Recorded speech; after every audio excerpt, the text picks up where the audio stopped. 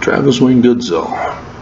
As we learn from the Joseph Smith papers, Nephi is the one who actually visits Joseph Smith. And he quotes Old Testament scripture prophecies about the latter days, except for Acts.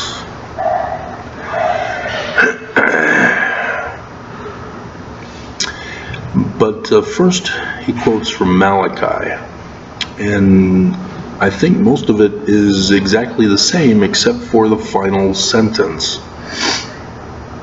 He says that there's some alterations. So pay attention to what is different. And it's the last verse.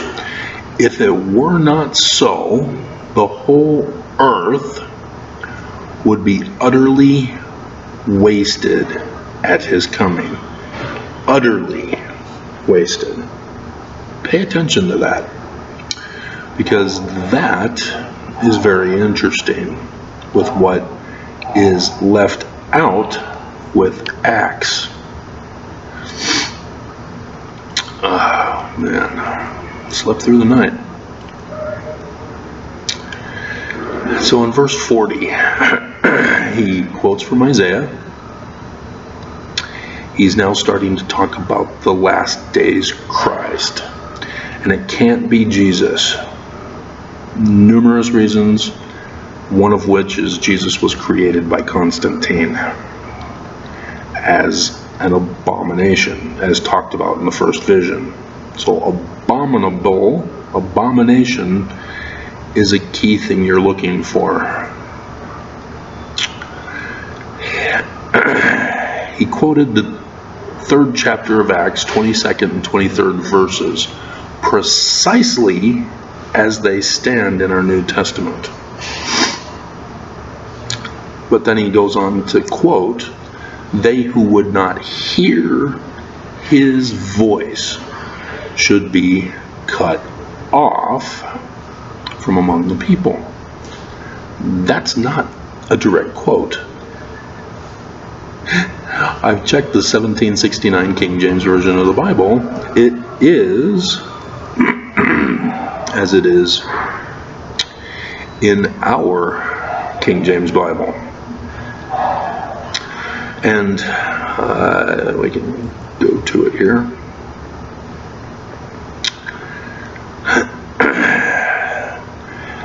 Verse 23, "And it shall come to pass that every soul which will not hear that prophet shall be destroyed from among the people." The Greek word includes utterly.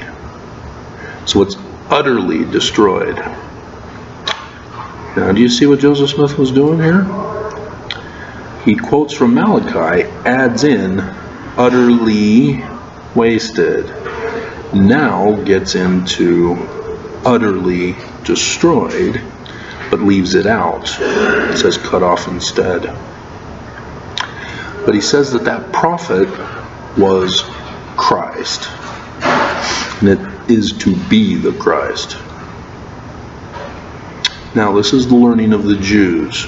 He's already dismissed Jesus with the first vision as an abomination of Constantine's first creed, spoken of in the first vision.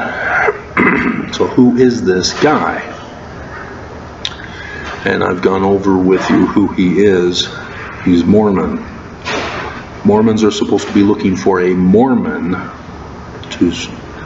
to fulfill this.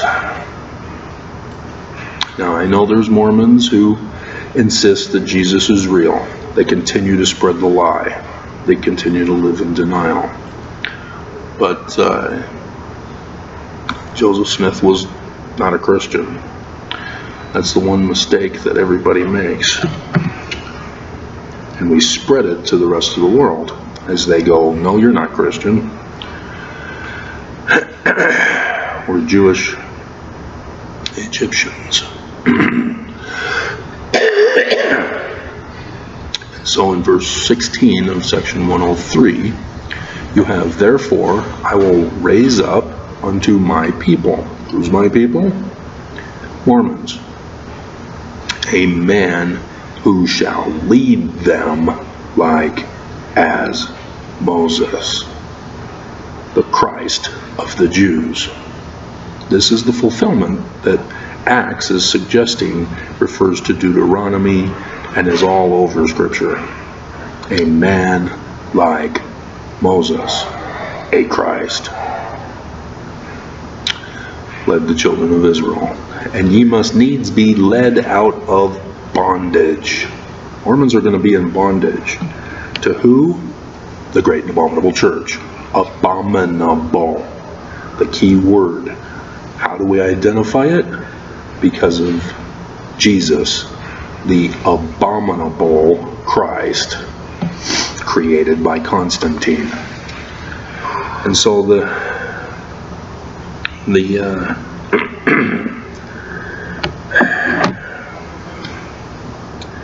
as you can see, I've got new surroundings.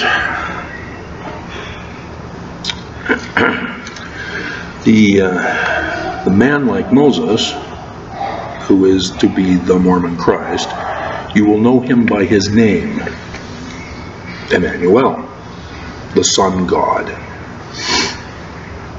And it's a little bit complicated because they're using their ancient knowledge and language, and you have to figure out how to translate it properly. But knowing that he's Mormon cuts it down a little bit. So you're looking for someone in the Mormon church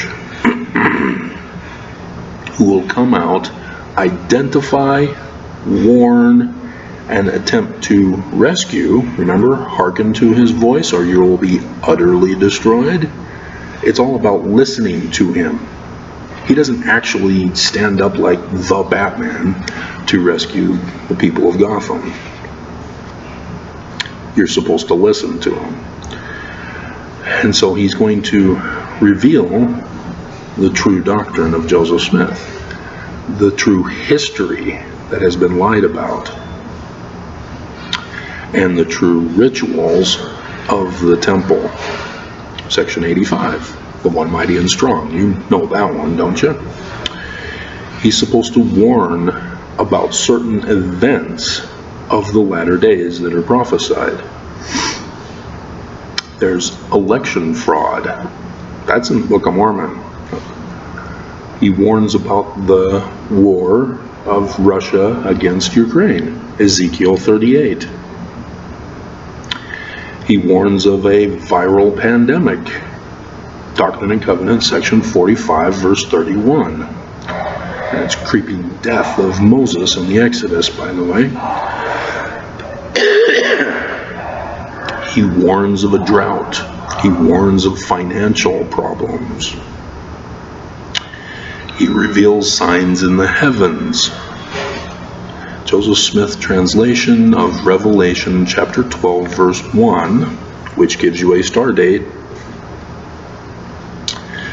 It words, signs in the heavens in the likeness of things on the earth. That is Jewish mysticism. And mysticism, I've explained what that is for you. It reveals temple ritual initiatories, washing and anointings.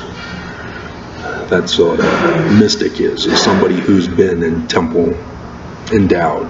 Endowment is just the washing and anointings, if you didn't know. And reveals fulfillment of Scripture. It's the latter days. Hey, things are being fulfilled. He's going to do that. And of course, he'll reveal the restoration of Zion. So the question is, are Mormons going to continue to be stubborn, refuse to identify and believe in this guy when he comes? Or are they going to seek to kill him? Are they going to seek to silence him? Are they going to seek to mock him? These are all prophesied as well. Let's take you to section 45.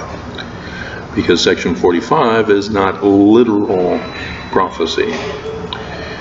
It's parable prophecy, as Joseph Smith tells you right there in the section. Let's see if I can get to it quicker. Too far.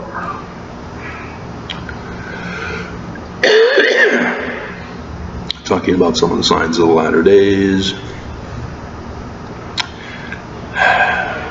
Nations shall mourn.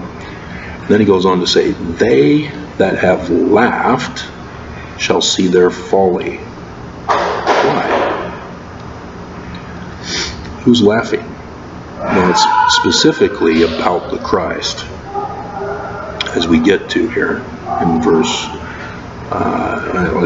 there it is, when the Lord appears. So they who have laughed shall see their folly. Laughed about this Mormon who would be the Christ. So they're talking about Mormons who are laughing about this. They're talking about Mormons who are mocking this and calamity. Remember, utter destruction. And they are scorning him. They will be consumed. And these Mormons who watch for his iniquity so that they can have an accusation against him shall be hewn down and cast into the fire. They're not listening to him. They're going their own way. They're believing their own thing. They're trusting in the false prophet.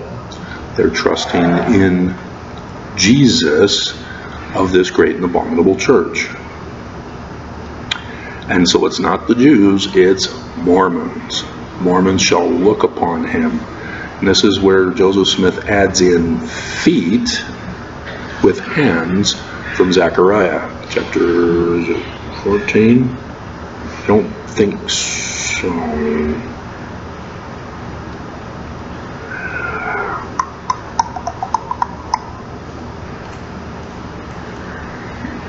Zechariah 12. And they're going to weep. Why? Because they, the Mormons in the latter days, have persecuted him. They have wounded him in the house of his friends. He was among them. This is why it can't be Jesus.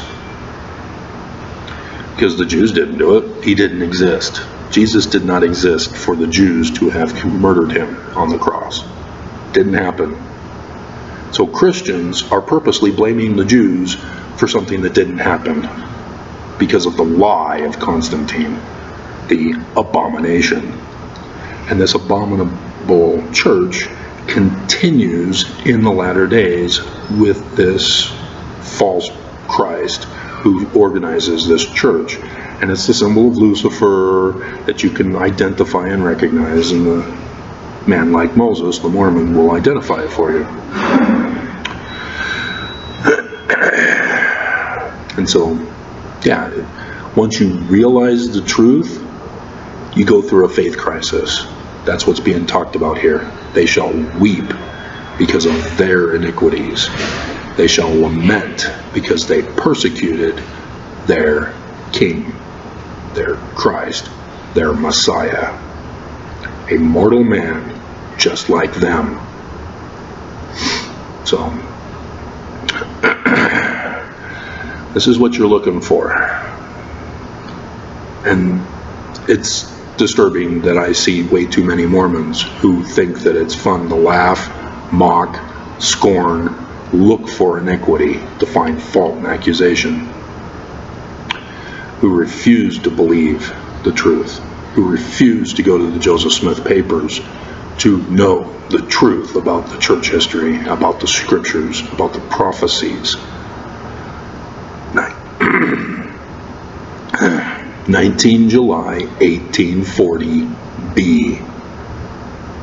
Joseph Smith quotes from the parable in section 101, which talks about the utter destruction, and then goes on to add what is not in our scriptures. He reveals the identity of the false Christ who would murder him and take over and call it Jesus Church. So if you're not going to listen to me, prophecy is very clear as to what's going to happen. And I've seen way too many people die already. Too many people have been utterly destroyed already. And we're not finished with the latter days. Because John in Revelation gives us the final date, as well as the beginning date. The birth and the death signs in heaven for the latter days. Section 12, or chapter 12 is the birth, 19 is the death. Confirmed by Samson, by the way.